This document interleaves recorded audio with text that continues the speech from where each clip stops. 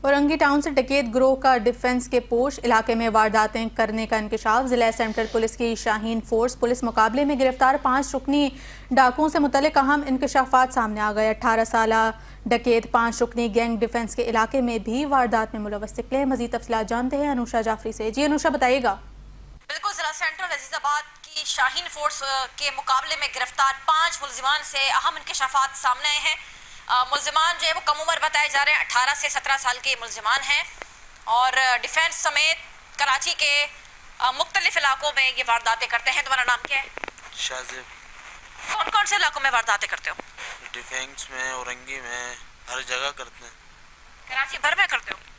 जी। Defence में last time वारदात किससे की थी और कहाँ की थी? जगह का नाम तो नहीं पता मैम, डिफेंस में करी थी। लेकिन किसको लूटा था?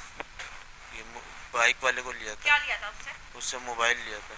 किस तरीके से लिया था? उसको बाइक पे जा रहा था, गली में घुसा, गली में दबाया, उसको मोबाइल लिया और चले गए। हमने। कहाँ रहते हो? औरंगी टाउन। लास्ट डिफेंस में वारदात किए हुए कितने दिन हो गए? ये नहीं भी नहीं, 5-6 दिन हुआ। उम्र कितनी है तुम्हारी? 24 साल। ये वो डकैत हैं, एक इसमें अस्पताल में जिसने पुलिस पर अंधाधुंध फायरिंग की थी, 5 गोलियां लगी हैं उस मुलजिम को।